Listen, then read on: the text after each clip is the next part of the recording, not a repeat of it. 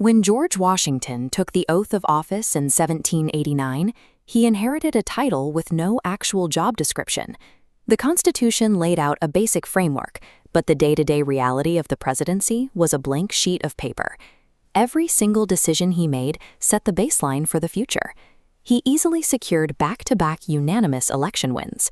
When people offered him the chance to hold absolute power like a king, he flatly refused. And by stepping down after 2 terms, he established a tradition that guided his successors for a century and a half. But the Founding Fathers couldn't look into a crystal ball.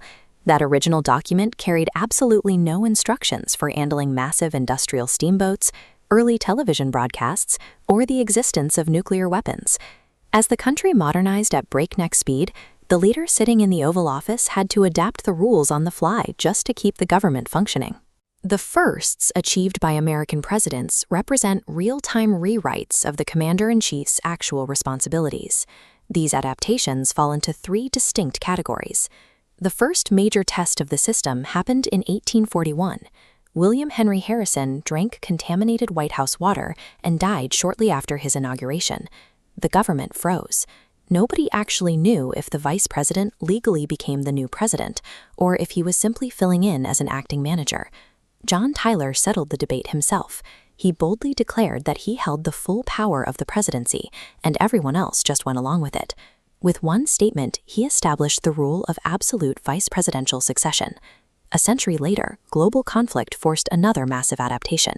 Driven by the turmoil of World War II, Franklin Roosevelt ignored Washington's tradition and secured 4 consecutive election wins. Following his death, Congress recognized that the executive branch was aggressively expanding its reach.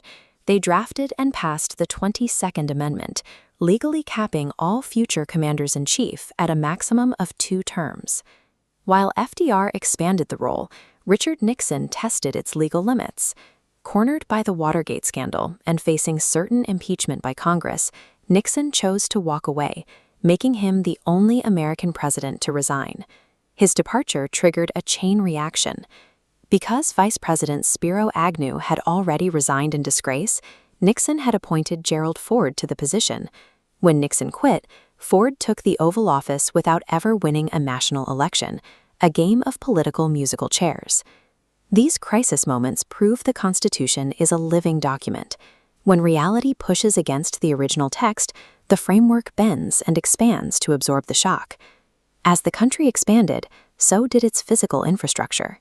James Monroe took the first presidential ride on a steamboat as America chugged into the industrial era. Decades later, Benjamin Harrison had electricity installed in the White House. Though he and his wife were so terrified of being electrocuted, they often left the lights on overnight rather than touch the switches. The real shift in executive reach came with mass media. In 1922, Warren G. Harding's voice crackled across the airwaves during the dedication of the Lincoln Memorial. This allowed a sitting president to bypass the printing press and project his actual voice directly into American living rooms. That direct connection deepened in 1960 when the battle for the Oval Office moved into television studios. Millions of Americans tuned in to watch the first televised presidential debate.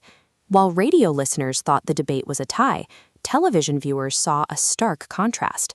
John F. Kennedy looked cool and confident under the bright lights, while his opponent appeared pale and sweating. Kennedy proved that mastering the visual medium was a required political weapon. The march of technology continued into the digital age, with Bill Clinton, who authorized the first internet live stream of his inauguration. Most citizens experienced it through clunky desktop computers and buffering dial-up connections. Step by step, modern technology transformed the commander-in-chief from a distant administrator into a directly accessible, heavily scrutinized media personality. The evolution of the office also applies to the people chosen to hold it. Early hints of diversity showed up when Martin Van Buren, raised in a New York community, grew up speaking Dutch before ever learning English. Over a century later, the electorate selected Barack Obama. Born in Hawaii, he was the first president to originate from outside the continental United States, and his election as the nation's first African-American president marked a major demographic milestone. Voters also began testing new professional norms. They elected Donald Trump, making him the first commander-in-chief to enter the Oval Office with strictly business and reality television experience, having zero prior political or military background. This ongoing expansion of representation continued into the very next administration, when Joe Biden assumed the presidency and selected Kamala Harris, cementing her as the first female vice president in U.S. history. These demographic shifts illustrate a clear trajectory. Slowly but surely, the highest executive positions in the country are catching up to the diverse reality of the electorate they serve. It is easy to look at the massive marble monuments and antique oil paintings in Washington and assume the presidency is a static, rigid institution. But every occupant leaves a distinctly personal mark. Sometimes it's aesthetic. During his 1860 campaign, Abraham Lincoln received a letter from an 11-year-old girl suggesting he grow out his facial hair to improve his gaunt appearance, resulting in the nation's first president with a full beard. Other times, the mark left on the world is permanent. Decades after Lincoln, Harry Truman made the call to drop atomic weapons on Hiroshima and Nagasaki. In a single order, he initiated the nuclear age and proved that the sheer destructive stakes of the office had escalated far beyond what the founders could have imagined. As the American experiment pushes forward, the rules will be tested again. Future presidents will confront entirely new crises, wield new technologies, and reflect an ever-changing population, continuously rewriting the definition of